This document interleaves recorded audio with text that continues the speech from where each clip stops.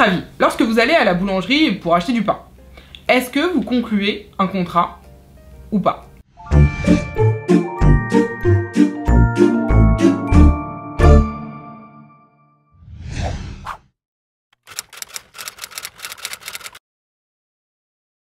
Quand tu vas à la boulangerie et que tu achètes du pain, est-ce que tu conclus un contrat? Je dirais oui dans un sens, non dans un autre. Donc en gros, c'est un contrat moral, on va dire. Je dirais ça, un contrat moral. Mais alors pourquoi tu m'as dit d'un côté non, c'est pas un contrat? Bah non, parce que c'est pas écrit sur papier.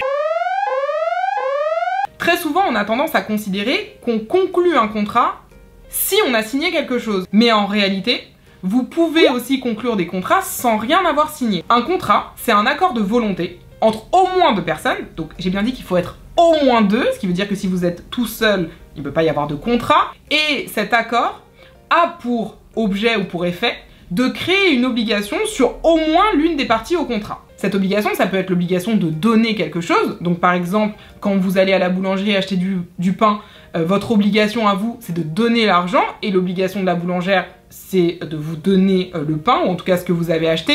Et des types de contrats, il y en a plein. Quand vous allez faire vos courses, quand vous allez à la boulangerie, quand vous faites du shopping sur internet. Là, je vous ai donné des exemples avec le contrat de vente, mais vous avez aussi les contrats de prêt, lorsque vous remettez quelque chose à quelqu'un, à charge pour cette personne de vous rendre la chose. Parce que ça, effectivement, c'est pas toujours compris par la personne à qui vous prêtez. Donc c'est un contrat, le prêt. Évidemment, le contrat de travail, contrat par lequel vous êtes subordonné à votre employeur, vous travaillez pour votre employeur qui a l'obligation en contrepartie de vous payer.